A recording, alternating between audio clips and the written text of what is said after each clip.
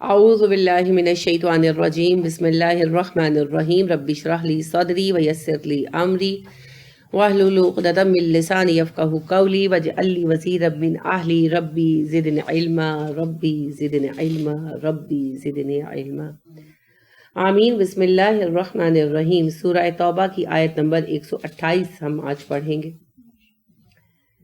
اللہ رب کریم نے توبہ میں تفصیل ایک تبصرہ فرمایا مسلم سوسائٹی پر، اس کی خوبیوں کو اجاگر کیا اور اس کا جو منافق عنصر تھا یعنی کہ غیر سوالی عنصر، وہ مسلم سوسائٹی کا ہی حصہ ہے لیکن وہ غیر سوالی عنصر ہے، اسے واضح کیا، اس کے متعلق احکامات دیے کہ اسے کیسے ہم ٹیکل کر کے اپنے لیے رستہ درست کر سکتے ہیں۔ رسول اکرم صلی اللہ علیہ وآلہ وسلم کے حوالے سے جو منافقین کا رویہ ہے اسے بھی واضح کیا گیا، اور نبی کریم صلی اللہ علیہ وسلم کی برکات سے بھی ہمیں آگاہ کیا گیا۔ بیچ میں کئی باتیں آئی نا۔ اب یہ خطبہ اینڈ ہو رہا ہے، ساری بات ختم ہو رہی ہے، تو اللہ اینڈ اب کس بات پہ کر رہے ہیں دیکھیے۔ لقد بلا شک و شبہ جاءکم آیا تمہارے پاس، جاء یجیء سے، کم ضمیر ہے، رسول ایک رسول، من انفسکم تمہارے نفسوں میں سے، عزیز گراں گزرتا ہے، بوجھ لگتا ہے اسے، علیہ اس پر، ما جو انتم ضرر پہنچائے تمہیں، عین نون تے سے ہے، وہ چیز جو ناگوار ہونے کے ساتھ ساتھ جان لیوا بھی ہو، انتم جو تمہارے لیے نقصان دہ ہے،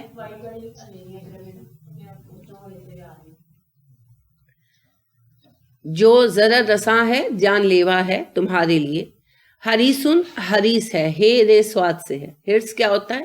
زیادہ کی طلب، جتنا بھی مل جائے وہ اس سے اور زیادہ طلب کرے، حریص ہے وہ علیکم تمہارے معاملے میں، بالمؤمنین مؤمنوں پر، رؤوف شفیق ہے، رحیم بہت مہربانی کرنے والا ہے۔ فائن پھر اگر تولو وہ منہ پھیرے، فقل تو کہہ دو، حسبیا کافی ہے مجھ کو، اللہ اللہ، لا نہیں الہ کوئی الہ الا مگر ہو اس کے سوا، لا الہ الا ہو اس کے سوا کوئی الہ نہیں ہے، علیہ اسی پر توکلت میں نے بھروسہ کیا، وہ ہوا اور وہ رب ہے، العرشی عرش کا، عظیمی عظیم وہ عرش عظیم کا رب ہے۔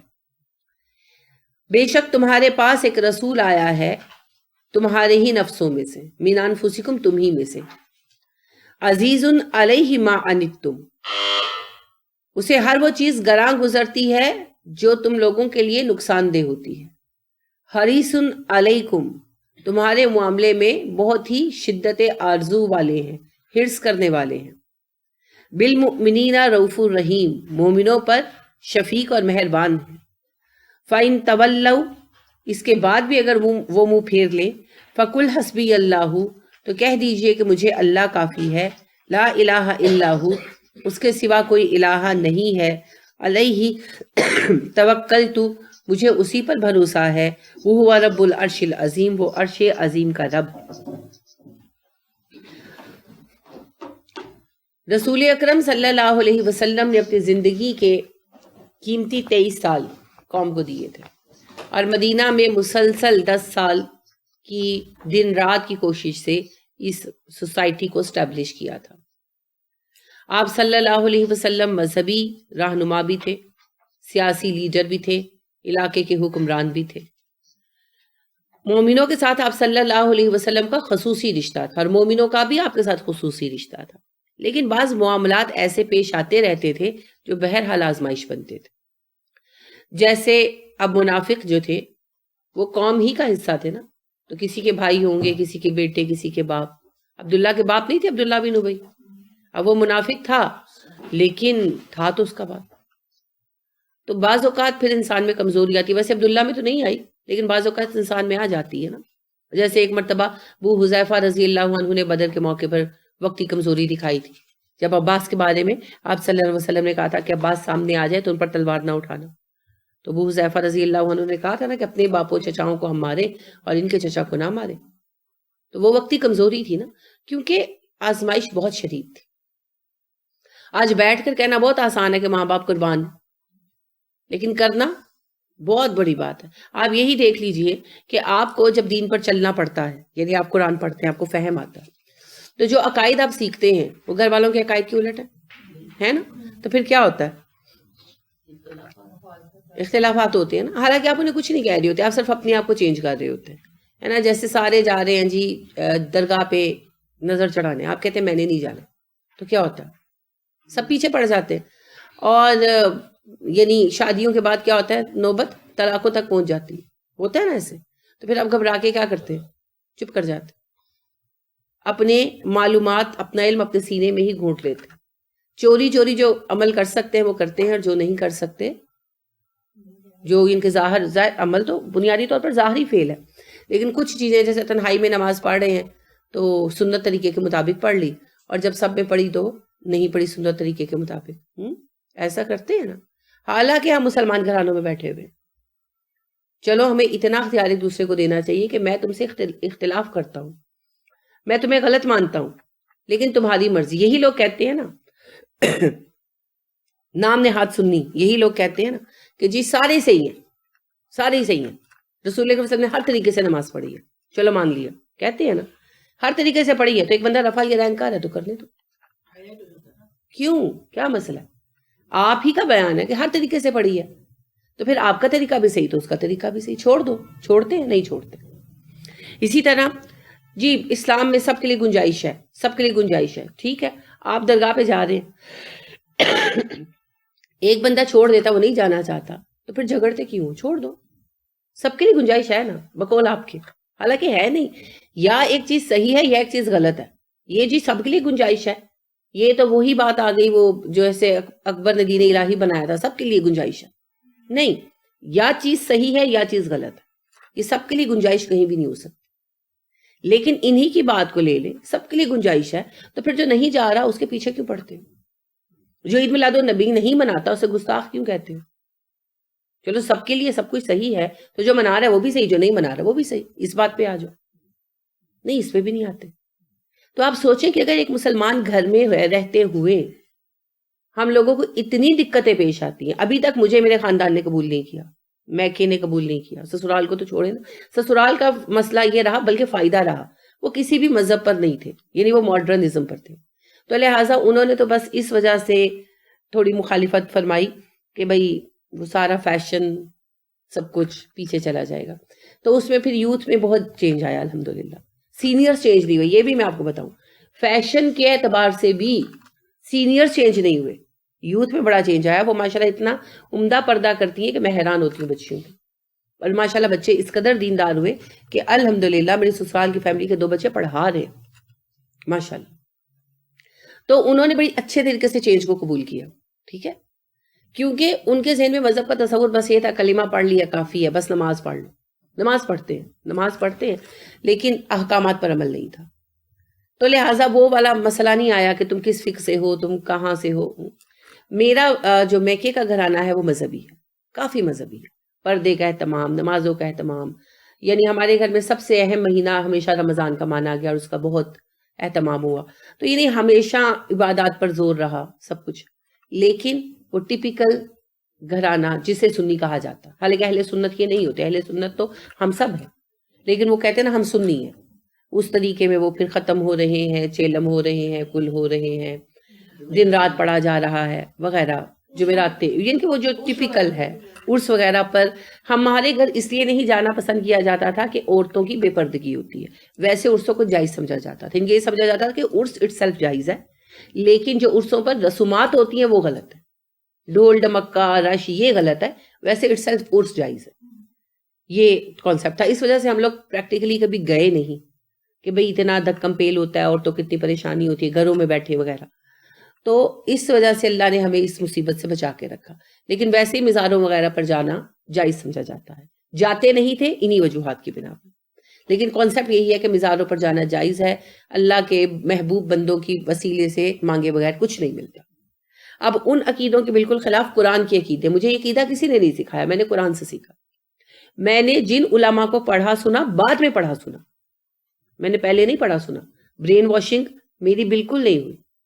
جیسے ایک ذہن ہے نا کہ جی وہ پڑھا کے برین واش کر دیتے, میرا پہلے ہی واش تھا. مجھے یہ سمجھ نہیں آتی تھی, یہ بہت جینون کوسچن میرے ذہن میں طویل عرصے تک رہا کہ اتنے سارے بزرگ ہیں, کس کو راضی کریں کس کو چھوڑیں, اور ہم کس طریقے سے ایک چیز کو اپنائیں. کیونکہ آپ جس بزرگ کی کتاب اٹھاتے ہیں اس کے متعلق کچھ نہ کچھ وظائف دیے ہوتے ہیں کہ وہ یہ وظیفے پڑھتے تھے اور اس کو یہ اور یہ برکت ملتی تھی, تو پھر دل چاہتا ہے نا سارے ہی پڑھیں, تو پھر سارے دن وظیفے ہی پڑھتے رہو, پھر کام تو کوئی نہیں ہو سکتا. تو دونوں چیزیں نا ٹیلی نہیں کرتی تھی, پریکٹیکل لائف تھیری اور یہ وظیفہ تھیری. تو کدھر کو جائیں, اور پھر بابوں کو راضی کریں, بزرگان دین کو راضی کریں کہ اللہ کو راضی کریں. کنفلکٹ ہے بہت بڑا, نہیں سمجھ آتی تھی. تو ان کوسچنز پر ڈانٹ بھی بہت کھائی. پھر بہرحال جب میں حج پر گئی اور آ کر میں نے قرآن پڑھا تو پھر سب چیزیں کلیئر ہوئی. اس کے بعد میں نے مختلف علماء کو سننا شروع کیا, جن معاملات میں کچھ کنفیوژن تھی میں نے کوسچنز بھیجے, وہ سب بات کی باتیں. اینی ویز, جب قرآن کیا اسلام میں نے لیا, اس اسلام کے ساتھ ابھی تک میری فیملی نے مجھے ایکسیپٹ نہیں کیا. یعنی ان کا ابھی تک یہی کہنا ہے کہ وہابی ہو گئی. میرا کوسچن یہ ہے کہ جب آج کے دور میں بیٹھ کر اپنے مسلمان گھرانوں کے لیے ہم قرآن کے تصورات کو ایکسیپٹیبل نہیں بنا سکتے, وہ قرآن کو کھول کر دیکھنے کو گوارا نہیں کرتے. اگر آپ ان کو کہتے ہیں کہ قرآن میں ہی لکھا ہے تو وہ کہتے ہیں مطلب بدل گیا ہوگا. میں نے کہا آپ ڈکشنری کنسلٹ کر لیں, کہنے لگے ڈکشنری بھی انسانوں کی لکھی ہوئی ہے. میں نے کہا پھر تو راستہ ہی کوئی نہیں قرآن سمجھنے کا. اگر ڈکشنری بھی غلط ہے تو اس کا تو مطلب ہے کہ قرآن سمجھا ہی نہیں جا سکتا, اور آپ اللہ پر یہ الزام عائد کر رہے ہیں کہ اللہ قرآن کی حفاظت نہیں کر سکا. کیونکہ اللہ نے کہا نا نحن نزلنا الذکر ونحن لہ لحافظون, تو پھر اللہ سے تو معاذ اللہ وہ طاقتور ہو گئے جنہوں نے قرآن کو بدلنا چاہا, انہوں نے بدل دیا فائنلی.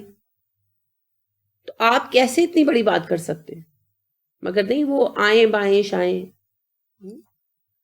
اب اگر ہم اپنے پیدائشی مسلمان ماں باپ کو, پیدائشی مسلمان بہن بھائیوں کو, جو نمازیں پڑھتے ہیں, جو روزے رکھتے ہیں, جو نبی کریم صلی اللہ علیہ وسلم کی نعتیں پڑھتے سنتے ہیں اور دعوے کرتے ہیں کہ ان کے لیے جان قربان کر دیں گے, قرآن کا پیغام کنوے نہیں کر سکتے, اور وہ آپ کے اس چینج کو کسی قیمت پر قبول نہیں کرتے, یعنی اس قیمت پر بھی قبول نہیں کرتے کہ پڑھیں اور آپ کو غلط ثابت کر دیں. دو طریقے ہوتے ہیں, ایک یہ ہے ریشنل طریقہ کہ میں بھی قرآن پڑھوں اور میں آپ کو غلط ثابت کر دوں کہ بھائی قرآن میں یہ نہیں یہ لکھا ہے, اور دوسرا طریقہ یہ ہوتا ہے کہ میں کہوں ٹھیک ہے تیرا راستہ تیرا, میرا راستہ میرا, وَلَنَا أَعْمَالُنَا وَلَكُمْ أَعْمَالُكُمْ, ہم آپس میں ٹکرائیں گے نہیں, تم مجھے مجبور مت کرو میں تمہیں مجبور مت کروں. چلو اس میں بھی تھوڑی سہولت ہو جاتی ہے کہ کسی وقت اگلے کو کوئی بات سمجھ آ جائے, وہ دیکھ لے, وہ مان لے. ہمارے مسلمان اہل خانہ اس پر نہیں آ رہے, نہیں آتے نا. تو اب سوال یہ پیدا ہوتا ہے کہ اس وقت جب لوگوں کے رشتہ دار کافر بھی تھے اور منافق بھی تھے, تو وہ کب قبول کرتے ہوں گے ان کے کاموں کو؟ تو پھر ان کے خلاف رسول اکرم صلی اللہ علیہ وسلم کا ساتھ دینا بہت بڑی آزمائش تھی. اب آپ دیکھیں منافقین کے متعلق واضح حکم دے دیا گیا, کارنر کر دو. اچھا کارنر سب سے پہلے کس کو کرنا پڑے گا؟ اپنی فیملی کے لوگوں کو. جس کی فیملی میں کوئی منافق ہے, وہ بیٹا بھی ہو سکتا ہے, وہ شوہر بھی ہو سکتا ہے, ٹھیک ہے, وہ باپ بھی ہو سکتا ہے, اس کو کارنر کرنا, اس کو منہ نہیں لگانا. اب یہ بات اٹ سیلف بہت تکلیف دے, اس بہت بڑی آزمائش تھی. ان ساری آزمائشوں سے گزرتے ہوئے, اور پھر حکم کس نے جاری کرنے تھے؟ رسول اکرم صلی اللہ علیہ وسلم نے. تو آپ صلی اللہ علیہ وسلم نے ویسے تو پریکٹیکلی منافقوں کے بارے میں خاموشی ہی رکھی. اسی وجہ سے صحابہ خود سمجھتے تھے اور خود جو ہے وہ پہلو تہی کر لیتے تھے. لیکن بہرحال رسول اکرم صلی اللہ علیہ وسلم ہی کیا کام تھے نا, تو اب دل میں ملال آنا پاسبل بھی تھا, ہے نا, کہ نہیں آ سکتا, کیونکہ رشتے ہیں اور رشتوں کی اپنی ایک حقیقت ہوتی ہے جسے آپ نظر انداز نہیں کر سکتے, کبھی نہیں کر سکتے. تو اللہ رب کریم نے ایک بات بیان کی, نبی کریم صلی اللہ علیہ وسلم کی خصوصیت جتائی. تمہارے درمیان ایک نبی آئے ہیں جو تم ہی میں سے ہیں, لَقَدْ جَاءَكُمْ رَسُولٌ مِّنْ أَنفُسِكُمْ, تمہارے درمیان نبی آئے ہیں جو تمہارے ہی درمیان سے. یہ پھر وہی بات آ گئی, انسان ہے, اور دوسرے معنی میں عرب ہے, تیسرے معنی میں تمہارے خاندان کے ہیں. یعنی جتنے بھی افراد تھے, نبی کریم صلی اللہ علیہ وسلم کے بھی تو رشتہ دار تھے نا. مکے والے ددیالی تھے اور مدینے والے ننہالی تھے, تو دونوں طرف آپ صلی اللہ علیہ وسلم کے رشتے تو تھے, تو وہ بھی تمہارے ہی مابین سے ہیں. وہ تمہاری مجبوری اور مسئلے سمجھتے ہیں، انہیں بھی ان ساری دقتوں کا پتہ ہے جن دقتوں کو تم لوگ جھیلتے ہو. یعنی بیٹے کو باپ سے کتنا پیار ہو سکتا ہے وہ جانتے ہیں، کیونکہ وہ بھی تو بیٹے ہیں. باپ کو بیٹے سے کتنی محبت ہو سکتی ہے وہ جانتے ہیں، وہ بھی تو باپ ہیں. تو وہ ان ساری مسئلوں کو سمجھتے ہیں. اسی لیے تو اللہ نے ہمیشہ انسانوں میں انسانی نبی بھیجے. فرشتے کو کیا پتا محبت کیا ہوتی ہے نا. لیکن شادی سے پہلے آپ پر بھی یہ وقت گزرا ہوگا کہ آپ کی کوئی خالہ یا کوئی بڑی بہن جس کی شادی ہوئی بچے کے لاڈ اٹھا رہی، بچہ ضد کر رہا ہے، تو آپ کہتے ہیں اس کو 2 تھپڑ کیوں نہیں مارتے، ہے نا. اور جب اپنے بچے ہوئے تو مارے گئے تھپڑ؟ نہیں مارے گئے نا، بلکہ ڈانٹ پڑ جاتی ہے شوہر سے یا کسی بڑے سے کہ بھئی بیجا ضد کر رہا ہے 2 تھپڑ مارو، تو ہمیں غصہ آتا ہے کہ یہ ہمارے بچے کو مارنے کا کہہ رہے ہیں، ہے نا. ہمیں پتہ ہوتا ہے بچہ ناجائز ضد کر رہا ہے، مگر پھر بھی اسے منانے کی کوشش کرتے ہیں. اب یہ محبت ہمیں تب سمجھ نہیں آتی جب خود ہمارے بچے نہیں ہوتے. جب ہم لوگ بچے ہوتے ہیں تو تب ہم دوسروں پہ غصہ کرتے ہیں اور اس طرح کے تبصرے اکثر کرتے ہیں، فلاں نے بچوں کو بگاڑا ہوا ہے، فلاں کے بچے بگڑے ہوئے ہیں، اور پھر اپنے بچوں کو بھی بگاڑ دیتے ہیں، کیونکہ یہ محبت جینون ہے. تو جب ہم انسان ہوتے ہوئے اس رشتے میں پڑنے سے پہلے اس رشتے کو نہیں سمجھ سکتے.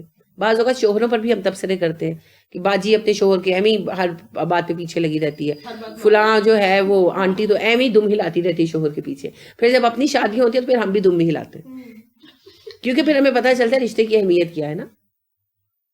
تو بات یہ ہے کہ ہم انسان ہوتے ہوئے اس رشتے کو ایکسپیرینس کرنے سے پہلے اس کی اہمیت نہیں جان سکتے. تو فرشتہ جس میں محبت کا جذبہ ہی نہیں رکھا گیا، فیلنگز نہیں ہے اس کے اندر، وہ کیسے فیل کر سکتا؟ وہ تو فیل ہی نہیں کر سکتا. روبوٹ آپ کی پین فیل کر سکتا ہے؟ تو فرشتے بھی تو روبوٹک سسٹم ہی ہے ایک قسم کے، تو کیسے وہ آپ کی فیلنگ لے سکتے؟ اسی لیے اللہ نے ہمیشہ انسان ہی نبی بنا کر بھیجے تاکہ وہ ان مجبوریوں کو سمجھ سکے جن سے انسان گزرتا ہے. تبھی تو ایک بندہ آ کر کہتا ہے کہ جی میں زنا نہیں چھوڑ سکتا، تو آپ اس کو نکال نہیں دیتے، اس کے لیے دعا کرتے. تبھی ہم دیکھتے ہیں کہ ایک صاحب آپ صلی اللہ علیہ وآلہ وسلم کا دفاعی پروگرام جو ہے وہ لیک آؤٹ کرنے لگتے ہیں، اور آپ صلی اللہ علیہ وسلم انہیں بھی معاف کر دیتے. وہ کہتے ہیں میرے بیوی بچے جو ہے وہ مکہ میں تھے تو مجھے لگا کہ ان کے ساتھ نرمی کریں گے جنگ میں، تو آپ ان کو معاف کر دیتے، اس لیے کہ آپ جانتے ہیں بیوی بچوں کی محبت کیا ہوتی.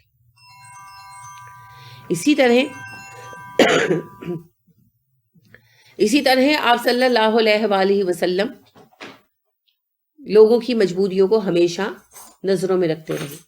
عبداللہ نے خود کہا کہ میں اپنے باپ کا قتل کر سکتا ہوں آپ کے حکم پر. یعنی عبداللہ نے کہا کہ اگر آپ میرے والد کے قتل کا حکم دیں. عبداللہ بن ابی سلول کے بیٹے جو تھے، انہوں نے کہا اگر میرے باپ کے قتل کا حکم دیں تو کسی اور کو مت دیجیے گا، مجھے ہی دیجیے گا. آپ مسکرائے، آپ نے کہا کہ نہیں، میرا ایسا کوئی ارادہ نہیں. اسی طرح جب غزوہ بنی مستلق کے موقع پر اس نے ایک بکواس کی تھی کہ عزت دار ذلیل کو نکال دے گا، تو یہ مدینے کے دروازے پر کھڑے ہو گئے. انہوں نے کہا کہ میں تمہیں اندر نہیں آنے دوں گا. تو نبی اکرم صلی اللہ علیہ وسلم کو پتا چلا تو واپس بلوا لیا، اور وہ اصرار کر رہے تھے کہ میں اس کو نہیں آنے دوں گا. اللہ کے نبی صلی اللہ علیہ وسلم، اللہ کی قسم آپ عزت دار ہیں، میرا باپ ذلیل ہے. لیکن آپ نے کہا نہیں، تم اپنے باپ سے مت الجھو، کیونکہ آپ کو پتا تھا کہ وہ کر تو گزریں گے اس وقت کچھ بھی، لیکن بعد میں پھر ساری عمر ایک رنج بھی رہے گا، کیونکہ بہرحال باپ تو باپ ہے، جو بھی ہے رشتہ تو ہے. تو آپ صلی اللہ علیہ وسلم ہمارے مابین سے ہیں کہ انسان ہیں، تمہاری ان سب مجبوریوں کو سمجھتے ہیں جن کے ساتھ تم لوگ بندھے ہوئے ہو، تبھی تمہیں رعایتیں دیتے ہیں، تبھی تمہیں معاف کرتے رہتے ہیں. اب آپ نے حضرت کعب کا واقعہ پڑھا اور ابو لبابہ کا واقعہ پہلے پڑھا. جب ابو لبابہ نے ستون سے باندھ لیا تو کیا کہا تھا آپ نے؟ اگر ابو لبابہ میرے پاس آ جاتے تو میں ان کے لیے مغفرت کی دعا کرتا، ان کو کافی ہوتی. لیکن اب جب انہوں نے قدم اٹھا لیا ہے تو اب اللہ ہی کی طرف سے فیصلہ آئے گا. یعنی آپ صلی اللہ علیہ وسلم کو گراں گزرا کہ انہوں نے اپنے لیے مشکل راستہ چنا. آپ نے یہ چاہا کہ وہ میرے پاس آ جاتے اور بات گزری ہو جاتی. اب آپ دیکھیے کہ حضرت کعب رضی اللہ عنہ خود بیان کرتے ہیں کہ جب میں نماز میں ہوتا تو نبی اکرم صلی اللہ علیہ وسلم کی نظریں اپنے اوپر محسوس کرتا، اور جب میں سلام پھیرتا تو آپ نظر پھیر لیتے. اور جب معافی کا اعلان ہوا تو سب سے زیادہ خوش کون تھے؟ نبی کریم صلی اللہ علیہ وسلم. لہٰذا آپ کہتے ہیں کہ آپ کا چہرہ اس طرح چمک رہا تھا کہ چہرے کے گرد ایک ہالہ بنا ہوا تھا، جیسے چودھویں کے چاند کے گرد ہالہ بنتا ہے. انتہائی شدت خوشی سے آپ جب آپ بہت شدید خوش ہوتے تھے نا تو آپ کے چہرے پر ایسی چمک پیدا ہوتی تھی، یعنی آپ اتنے خوش تھے. تو آپ صلی اللہ علیہ وآلہ وسلم سے زیادہ کسی نے دعا نہیں مانگی ہوگی. میں سمجھتی ہوں اتقاب نے بھی نہیں مانگی ہوگی ان کی معافی کے لیے. لیکن سزا تو نافذ کرنی تھی نا. کیوں؟ کیونکہ آپ صلی اللہ علیہ وسلم ہیڈ آف دا اسٹیٹ تھے. آپ کسی کو معاف نہیں کر سکتے تھے. محبت اپنی جگہ اور ڈسپلن اپنی جگہ. تو لہٰذا جو بندہ سردار ہوتا ہے نا، اس کی ذمہ داریوں کی وجہ سے بعض اوقات لوگ اس کے لیے دل میں کدورتیں بھی رکھنے لگتے ہیں یا اس کے لیے میل آنے لگتا ہے. تو اللہ رب کریم اسی کے متعلق ہمیں ایجوکیٹ کر رہے ہیں کہ یہ نبی صلی اللہ علیہ وسلم تمہارے مابین سے ہیں، انسان ہیں، تمہارے مسائل کو سمجھتے ہیں، تمہارے لیے انتہائی کوشش بھی کرتے ہیں، مگر ڈسپلن تو قائم کرنا ہے. قانون تو انہوں نے نافذ کرنا ہی ہے، اس میں وہ کسی کو چھوٹ نہیں دے سکتے. عزیز علیہ ما عنتم، گراں گزرتا ہے انہیں وہ چیز جو تمہیں ضرر پہنچائے. انت کے اندر یہ چیز ہے کہ ایسی چیز جو نقصان دہ ہو اور اس میں جان کا خطرہ بھی ہو، مشقت جو جان لیوا ہو. ٹھیک ہے. اور عزیز، عز ہوتا ہے قوت اور عز ہوتا ہے بوجھ، یا بہت قوت کا اظہار ہوتا ہے اس میں، یا شدید بوجھ کا اظہار ہوتا ہے. تو یہاں بوجھ کے معنوں میں آیا ہے. عزیز علیہ ما عنتم، گراں گزرتا ہے، بہت شاق گزرتا ہے انہیں ہر وہ کام جس میں تم لوگوں کے لیے مشقت ہوتی ہے. یعنی امت کا مشقت میں پڑنا نبی صلی اللہ علیہ وسلم کو گراں گزرتا تھا. تو آپ صلی اللہ علیہ وسلم کے باعث ہمیں بہت ساری رعایتیں حاصل ہوئی. آپ صلی اللہ علیہ وسلم نے بہت ساری آسانیاں دی ہمیں. تو ہماری امت میں بہت ساری آسانیاں ہیں. تیمم ایک بڑی آسانی ہے، قصر نماز ایک بڑی آسانی ہے جسے ہم قبول کرنے کو بھی تیار نہیں ہیں. اور یاد رکھیں جب حالات بہتر ہو گئے تو عمر فاروق رضی اللہ عنہ نے سب سے پہلے یہ کوسچن ریز کیا، اور یہ واحد 2 موقعوں میں سے ایک موقع ہے جب عمر کی رائے غلط ہوئی. ایک حدیبیہ کے موقع پر عمر غلط تھے نا، جب وہ کہہ رہے تھے کہ ہم جنگ کیوں نہیں کر لیتے، اور دوسرا یہ موقع، ورنہ عمر زیادہ تر صحیح ہوتے تھے، اسی لیے انہوں نے فاروق اعظم کہا گیا. تو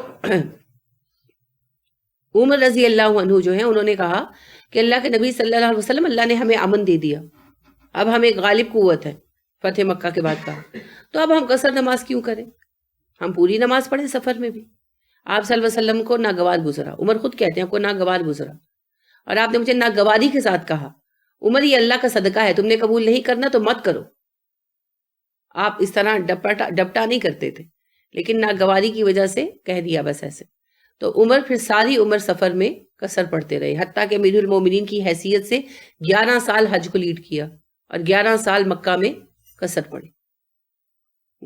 آج ہم پاکستان سے سعودیہ جاتے ہیں اور بحث کرتے ہیں قصر پڑھیں کہ نہ پڑھیں. وہ مدینہ سے مکہ آتے تھے اور قصر پڑھتے تھے. قصر ہے ہی یہ کہ آپ 2 رکعت فرض پڑھیں گے. تو آپ صلی اللہ علیہ وسلم کے باعث ہمیں یہ بھی آسانی حاصل ہوئی کہ مومنوں کے لیے ساری زمین مسجد بنا دی گئی. خاص مسجد میں جا کر عبادت کرنے کے لیے ہمیں پابند نہیں کیا گیا. ٹھیک ہے.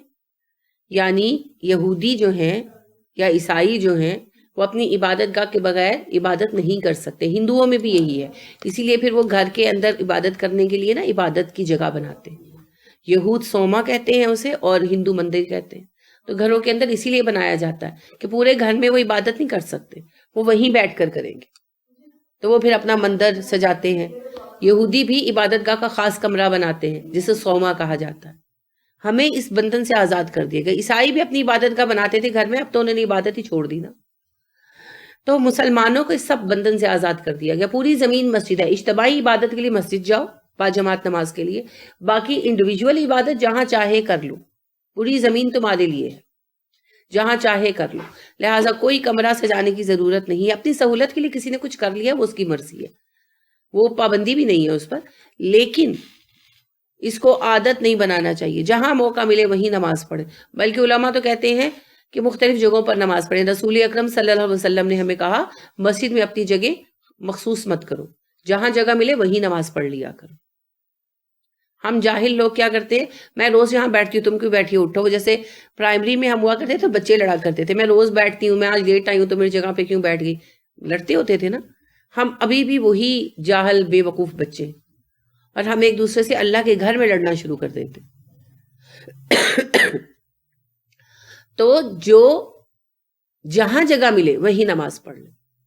کسی کو حق حاصل نہیں ہے یہ کہنے کا کہ میں روز یہاں بیٹھتا ہوں. اور بلکہ آپ صلی اللہ علیہ وسلم نے جو یہ فرمایا نا کہ جہاں تم روز جگہ بدل بدل کر نماز پڑھو، تو وہ یہ نہیں کہا کہ ایک نماز میں جگہ بدلیں. ہم حدیث کے مفہوم نہیں سمجھتے اور لوگوں کے لیے مصیبت پیدا کر دیتے ہیں. لہٰذا مسجد میں مجھے یہ دیکھنے کا اتفاق ہوا کہ کچھ بچیاں ہر رکعت میں، یعنی ہر رکعت کے سلام کے بعد تراویح میں جگہ بدل لیں. تو دوسروں کو بھی کہیں جگہ بدلو ثواب ہوگا.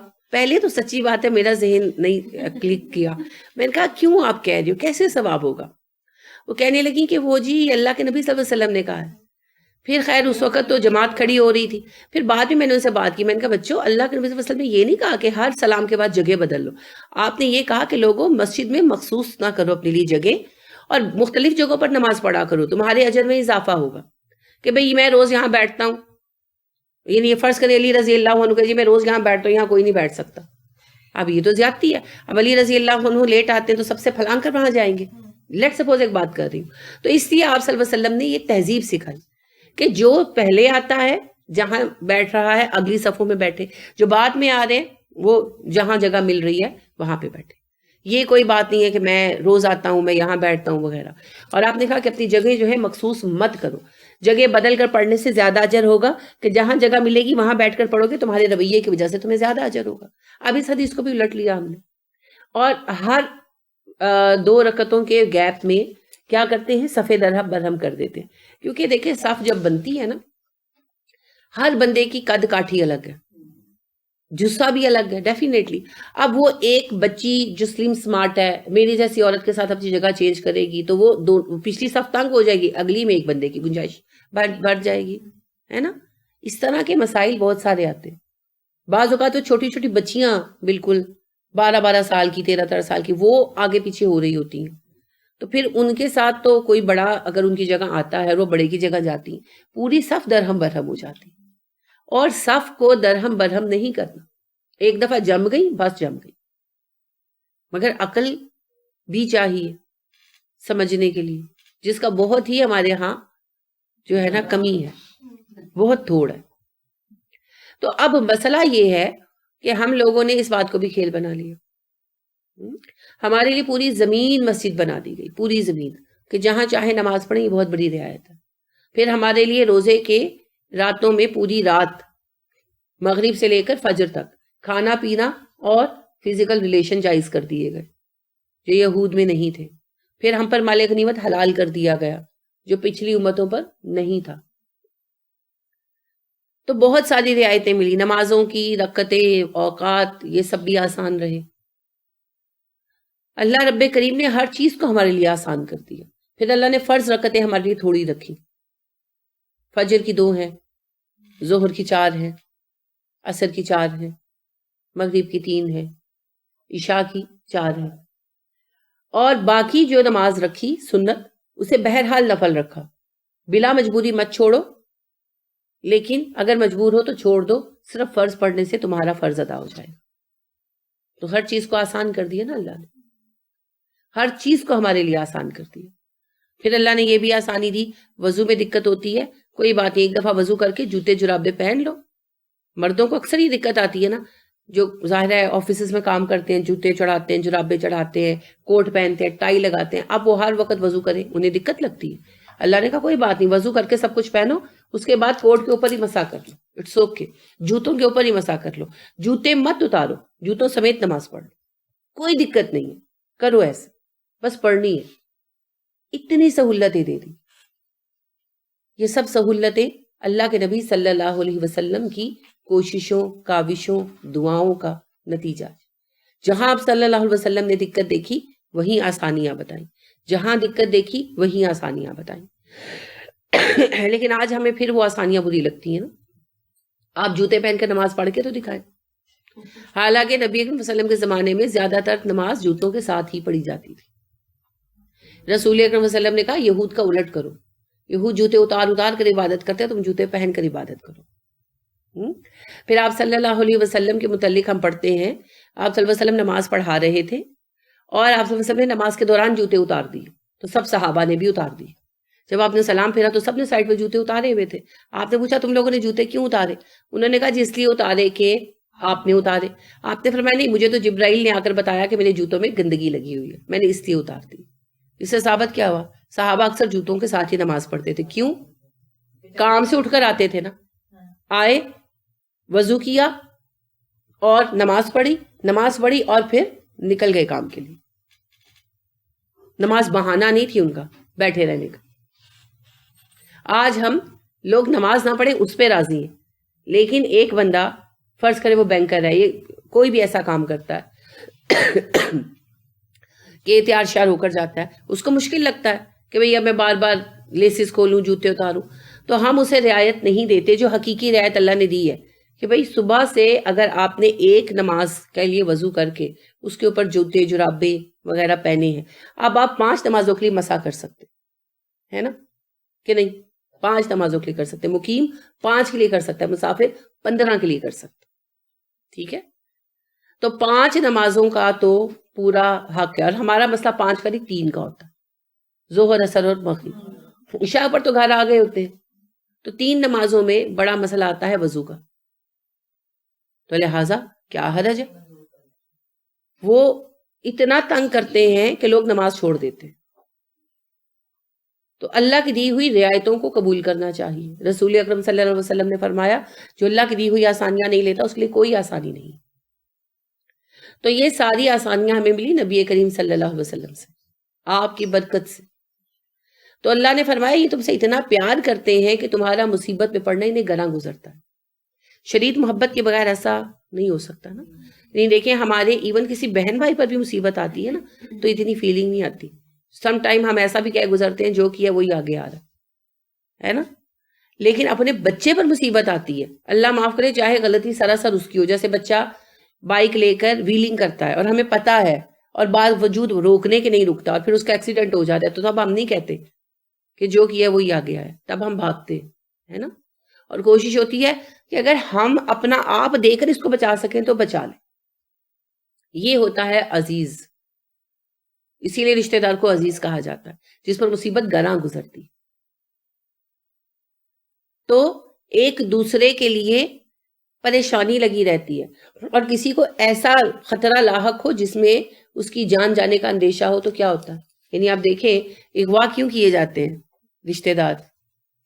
پیسے لینے کے لیے، کیونکہ پتا ہوتا ہے نا جان کا خطرہ ہے، اس کو جب یہ پتا چلے گا باپ کو تو وہ کچھ بھی کرنے کو آمادہ ہو جائے گا اور چاہے خود وہ اس کے بعد کنگال ہی ہو جائے، بینکرپٹ ہو جائے، وہ اس کو بچا لے گا، اور بچاتے رشتے۔ تو رسول اکرم صلی اللہ علیہ وسلم کو ایسی محبت تھی ہم سے کہ آپ صلی اللہ علیہ وسلم کو تکلیف ہوتی تھی امت کو مصیبت میں دیکھ کر، اور آپ صلی اللہ علیہ وسلم ویسے ہی تڑپتے تھے جیسے ہم اپنے بچوں کے لیے تڑپتے ہیں۔ تبھی آپ صلی اللہ علیہ وسلم نے کہا تھا نا خیبر کے موقع پر ایک خاتون کا بچہ کھو گیا، دودھ پیتا بچہ، جنگ تھی، تو وہ عورت دیوانی سی ہو گئی، یہودی خاتون تھی، تو وہ جو ہے جس عورت کو دودھ پلاتے دیکھتی بچے کو اس کا بچہ چھین کر دودھ پلانے بیٹھ جاتی۔ تو آپ صلی اللہ علیہ وسلم نے فرمایا اگر اس عورت کو اس کا بچہ مل جائے آگ میں جھونک دے گی۔ صحابہ نے کہا یہ کیسے ممکن ہے اللہ کے نبی صلی اللہ علیہ وسلم، وہ تو بچے کے غم میں پاگل ہو گئی ہے۔ آپ نے کہا جتنی محبت یہ عورت اپنے بچے سے کرتی ہے نا میں تمہیں اس سے بھی زیادہ محبت کرتا ہوں۔ میرا حال یہ ہے کہ تم لوگوں کو دامنوں سے پکڑ پکڑ کر آگ کے گھڑے سے ہٹاتا ہوں اور تم لوگ بھاگ بھاگ کر آگ میں گرنے کو تیار ہو۔ تو آپ صلی اللہ علیہ وسلم اتنا پیار کرتے تھے۔ آپ کے پیار کا ایک اور ثبوت، یعنی ویسے تو آپ کا پیار کوئی مشکوک چیز ہی نہیں ہے، ثبوت بمانے رشتے کو بڑھانے کے لیے بعض اوقات چیزوں کی یاد کرنی پڑتی ہے، جیسے ہم بیٹھ کر یاد کرتے ہیں ابا یوں کرتے تھے، اماں یوں کرتی تھی، تو یہ یاد دہانی ہے، تذکرہ ہے آپ صلی اللہ علیہ وسلم کا کہ آپ صلی اللہ علیہ وسلم کے بیٹے ابراہیم جب فوت ہوئے جو ماریہ قبطیہ سے تھے، آپ بہت رنجیدہ تھے، بہت دکھی تھے، یعنی اتنے دکھی تھے کہ اماں عائشہ کہتی ہیں کہ میں نے ایسا غمزدہ آپ کو کبھی نہیں دیکھا۔ تو مجھ سے رہا نہیں گیا، یعنی کہ غم کی شدت دیکھ کر رہا نہیں گیا، تو میں نے کہا کہ ہر نبی کی ایک دعا ہر حال میں قبول ہوتی ہے، تو آپ اپنی وہ دعا کیوں نہیں استعمال کرتے؟ آپ اللہ سے دعا کریں اللہ ابراہیم کو زندگی دے دے۔ آپ نے کہا نہیں عائشہ، وہ دعا تو میں نے قیامت کے روز کے لیے محفوظ رکھی ہے اپنی امت کے لیے۔ کہ شفاعت کے لیے میں اپنی وہ دعا استعمال کروں گا، کیونکہ جتنوں کی بخشش ہو سکتی اتنوں کی تو ہو. یہ ہے محبت کی انتہا. آپ صلی اللہ علیہ وسلم کے سب بچے فوت ہو گئے تھے زندگی میں، بچوں کے بچے بھی فوت ہو گئے تھے. ایک بچی زندہ بچی تھی، فاطمہ. بہت پیار کرتے تھے، پتہ ہے کتنا پیار کرتے تھے. علی رضی اللہ عنہ نے آ کر کہا، یعنی کہ خود نہیں کہا، بات پہنچائی کہ دوسری شادی کرنا چاہتے تھے. آپ کو غصہ آ گیا، حضرت وردہ سے کرنا چاہتے تھے. آپ نے کہا کہ منبر پر جا کر کہا مجھے پتا چلا علی دوسری شادی کرنا چاہتے ہیں، دوسری شادی کرتے میری بیٹی کو چھوڑ دے. حالانکہ دوسری شادی تو جائز ہے. اور ساتھ ہی کہا، آپ نے کہا میں حلال کو حرام نہیں کہتا، لیکن جس چیز سے میری بیٹی کو دکھ ہوگا مجھے بھی ہوگا. سب بچے مر چکے تھے، صرف ایک فاطمہ زندہ تھی. تو ان کا رنج آپ سے برداشت نہیں ہو سکتا تھا، اتنا پیار کرتے تھے. مگر وہی فاطمہ آ کر جب کہتی ہے کہ مجھے ایک کنیز دے دے، تو کیا جواب دیا؟ تمہیں کنیزیں دوں خدمت کے لیے، اصحاب صفہ بھوکے مرے، میں برداشت نہیں کر سکتا. یعنی اتنا پیار تھا آپ کو حضرت فاطمہ سے کہ آپ صلی اللہ علیہ وسلم نے علی کو فاطمہ کی زندگی میں شادی سے روک دیا. علی رضی اللہ عنہ نے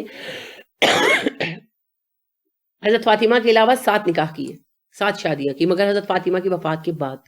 حضرت فاطمہ کی زندگی میں دوسری شادی نہیں کی پھر. اور آپ نے یہ بات بھی کہی کہ میں حلال کو حرام نہیں کہتا، مگر فاطمہ میرا جگر کا ٹکڑا ہے، اسے جو چیز دکھ دے گی مجھے بھی دے گی. اس کا سبب کیا تھا؟ صرف یہی کہ آپ صلی اللہ علیہ وسلم حضرت فاطمہ کے بارے میں بہت سینسٹیو ہو چکے تھے. آخر زمانہ تھا آپ کی زندگی کا بالکل. اور یعنی کہ آپ صلی اللہ علیہ وسلم کی وفات سے 5-6 ماہ پہلے یہ بات ہوئی، اور اس کے بعد آپ وفات پا گئے. تو آپ کی صرف ایک ہی بچی زندہ تھی، آپ کو اتنی محبت تھی فاطمہ سے. لیکن آپ دیکھیں کہ امت کی محبت ان کی محبت پر بھی غالب تھی، کہ آپ صلی اللہ علیہ وسلم نے کہا کہ میں تمہیں غلام دوں، کنیزیں دوں خدمت کے لیے، اور اصحاب صفہ بھوکے مرے، مجھے یہ گوارا نہیں. پھر آپ دیکھیں عائشہ سے کتنا پیار تھا نا. ساری بیویاں جو تھیں اس بات کو فیل کرتی تھی. اور انہوں نے ایک مرتبہ کیا کیا کہ حضرت فاطمہ سے کہا کہ جا کر بات کرو ابا سے، تم بات کرو. تو حضرت فاطمہ آئی، انہوں نے کہا کہ جس طرح سب بیویوں کی شکایت ہے کہ آپ عائشہ کو بہت پیار کرتے. تو آپ نے کہا کہ فاطمہ تم مجھ سے محبت کرتی ہو؟ انہوں نے کہا جی. تو کہنے لگے پھر اس سے بھی محبت کرو جس سے میں محبت کرتا ہوں. تو حضرت فاطمہ چپ ہو کر اٹھ کر آ گئی. پھر خواتین نے خود بھی مل کر بات کی آپ سے. یعنی حضرت فاطمہ کو جب پلٹی تو پوچھا، تو انہوں نے کہا میں آپ کے معاملے میں نہیں پڑھنا چاہتی. تو انہوں نے پھر آ کر نبی اکرم صلی اللہ علیہ وسلم سے خود بات کی. تو آپ صلی اللہ علیہ وسلم نے کہا عائشہ کے متعلق مجھے تکلیف مت دیا کر. تو باقی بیویاں بھی چپ کر گئی. لیکن آپ صلی اللہ علیہ وسلم نے حضرت عائشہ صدیقہ رضی اللہ تعالیٰ عنہ کو کچھ دیا، حالانکہ مال تو کتنا آنا شروع ہو گیا تھا. اور انہی عائشہ نے جب باقی بیویوں کے ساتھ مل کر یہ بات کی کہ ہمارا خرچہ باندھا جائے اور ہمیں ماہانہ خرچ دیا جائے، تو کیا کیا؟ قطع تعلقی کر لی، ایلا کر لیا سب بیویوں سے. کیوں؟ مال اپنے اوپر تو لگا نہیں رہے تھے. میں تم لوگوں کو پیسے نہیں دے سکتا اس لیے کہ امت کے اخراجات ابھی بہت ہیں، ان کو اسٹیبلش کرنے پر مال خرچ کروں گا، تمہیں پیسے نہیں دوں گا. ایسے ہی ہے نا. تو پھر سب سے زیادہ محبت آپ نے در حقیقت کس سے کی؟ امت سے، شدید محبت کی. اسی لیے کہا جاتا ہے نبی باپ کی طرح ہوتا ہے. جیسے باپ ہوتے ہیں نا، کما کے لاتے ہیں، اپنے کپڑے نہیں بناتے، بیوی کو خرچہ نہیں دیتے، اور بچوں کی اسکولوں کی مہنگی مہنگی فیسیں بھر دیتے ہیں، ہوتا ہے نا. ان کو مہنگی چیزیں لے کر دیتے ہیں، ان کے جیسے امتحان کا وعدہ کیا ہوتا ہے کہ نمبر لاؤ گے تو یہ لے کر دیں گے، اور پھر لے دیتے ہیں. اور اپنی بازو کا دوائی تک اگنور کر دیتے ہیں. بیویوں کو بھی شکایت رہتی ہے مجھے تو کچھ نہیں دیتے، بچوں کے لیے ہر چیز آ جاتی ہے. تو یہ اسی قسم کی محبت ہے، شدت کی محبت. اسی لیے کہا جاتا ہے کہ نبی بمنزلہ امت کے لیے باپ ہوتا ہے، اور امت نبی کی اولاد کی طرح ہوتی ہے. تو رسول اکرم صلی اللہ علیہ وسلم اپنی امت سے اس قدر پیار کرتے تھے، ہم سے اس قدر پیار کرتے تھے. تو پیار کا بدلہ کیا ہے؟ پیار ہے ہمیں؟ سوچ کر کہیے گا. زبانی دعوے کلبات بہت ہوتے ہیں، ثبوت بھی ہونا چاہیے. لیولز تو بعد میں آتے ہیں، پہلے پیار پیدا تو کرے. پیار خالی جھومنے جھامنے چومنے چاٹنے کا نام نہیں ہے. بچے کو آپ گود میں بٹھا کر چومتے رہیں، چاٹتے رہیں، اور کہتے رہیں آئی لو یو بچے، میں تم سے پیار کرتی ہوں بیٹے، اور بچہ جوں ہی پوٹی کرے تو اسے گود سے نکال کے رکھ دیں، جاؤ اس کو صاف کر کے لاؤ، اس نے پوٹی کر دی ہے. یہ کس طرح کا پیار ہے؟ یا بچہ کہ مجھے روٹی کھانی ہے، جا اپنی ماں کو لے جا کے کھا کے آ، یہ کس طرح کا پیار ہے؟ اگر آپ ذرا سی مشقت بچے کے لیے نہیں اٹھا سکتے تو پھر پیار تو نہیں ہے، وہ تو بس ایک ایویں ہی دل بہلانے کے بہانے ہیں. تو اگر ہم نبی کریم صلی اللہ علیہ وسلم سے محبت کرتے ہیں تو محبت کا پہلا تقاضا ہے اطاعت، بات ماننا. اگر ہم آپ کی بات ہی نہیں مانتے تو محبت کے سارے دعوے جھوٹے باطل ہیں، ان کی کوئی حقیقت۔ پھر درجے اس سے طے ہوتے ہیں محبت کے کہ کون کتنی شدید اطاعت کرتا، لیکن اطاعت شرط ہے محبت کی۔ اگر محبت کے ساتھ اطاعت نہیں ہے تو محبت صرف ایک دعویٰ ہے، اس کی کوئی حقیقت نہیں ہے۔ حریص علیکم، تمہارے معاملے میں بڑے حریص ہیں۔ حریص کون ہوتا ہے؟ جس کا پیٹ نہ بھرے، جو چاہے اور مل جائے اور مل جائے اور مل جائے۔ لالچی تھوڑا نیگیٹو لفظ ہے، حریص اٹ سیلف نیگیٹو نہیں ہے، ٹھیک ہے۔ حریص ہوتا ہے جس کی خواہش بے حد ہو، جس کی خواہش میں بہت شدت ہو۔ تو نبی کریم صلی اللہ علیہ وسلم بھی حریص تھے امت کے معاملے میں کہ اور آسانی ملے، اور مغفرت ملے، اور توفیق ملے۔ تو آپ صلی اللہ علیہ وسلم ہمیشہ امت کے لیے دعائیں کرتے رہتے تھے، امت کے لیے مانگتے رہتے تھے۔ یعنی پوری زندگی کسی دن آپ نے یہ نہیں کہا کہ بھئی آج میری امت کو بہت مل گیا، اب مجھے دعا کی ضرورت نہیں ہے، نہیں، ایسا کبھی بھی نہیں ہوا۔ آپ صلی اللہ علیہ وسلم نے ہمیشہ آخر وقت تک امت کے لیے مزید اور مزید اور مزید مانگا۔ یہ ہے حرص کہ تمہاری بھلائی کے لیے حریص ہیں، تمہاری خیر خواہی کے لیے حریص ہیں۔ سب سے زیادہ خواہش نے ایک ہی چیز کی ہے، میری امت کی مغفرت ہو جائے، میری امت بخشی جائے۔ تو آپ دیکھیے کہ جو اس قدر شدید محبت کرنے والا ہو، اور وہ بھی بغیر کسی مقصد کے۔ ہم کہتے تو ہیں ہماری محبت بے لوث ہے، معاف کیجئے گا، کسی کی محبت بے لوث نہیں ہے۔ ہم بچوں سے بھی پیار اس لیے کرتے ہیں کہ بڑے ہو کر ہماری خدمت کریں گے، اور یہ فطرت ہے، کیونکہ سائیکل چل رہا ہے نا زندگی کا۔ لہٰذا ہر رشتہ کسی سبب سے دوسرے رشتے سے جڑا ہوا ہے۔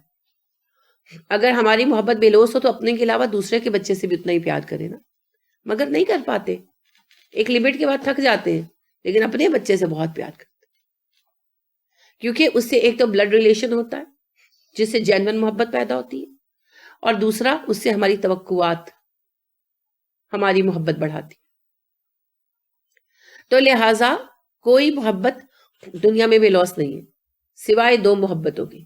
ایک اللہ کی بندے سے محبت، ہم اللہ کو کیا دیتے ہیں؟ کچھ بھی نہیں، صرف لیتے ہیں، پھر بھی اللہ ہم سے محبت کرتا ہے۔ اور دوسرا نبی کی محبت، نبی کو بھی ہم کیا دیتے ہیں؟ کچھ نہیں دیتے۔ تیسری محبت ہو سکتی ہے اگر اس پر چل کر ہو، یعنی استاد اور شاگرد کی محبت، اگر استاد خالص ہو تو، یہ تو پھر استاد پہ ڈیپینڈ کرتا۔ تو اس کے سوا دنیا میں کوئی محبت خالص نہیں ہوتی، ہر محبت جڑی ہوئی ہوتی کسی نہ کسی مقصد سے، کسی نہ کسی نفع سے۔ تو رسول اکرم صلی اللہ علیہ وسلم نے بھی بے لوث محبت فرمائی ہم سب سے، آنے والوں سے بھی۔ لہٰذا آپ صلی اللہ علیہ وسلم نے ہم سب کے لیے دعائیں کی، ان کے لیے بھی جو ابھی موجود نہیں تھے، اور آپ صلی اللہ علیہ وسلم ان کی فکر کیا کرتے تھے، یعنی ہماری دعائیں کیا کرتے تھے، خیر و برکت کی دعائیں دے کر گئے، بشارتیں دے کر گئے، ان کے مسائل پر آگاہ بھی کر کے گئے صحابہ کو۔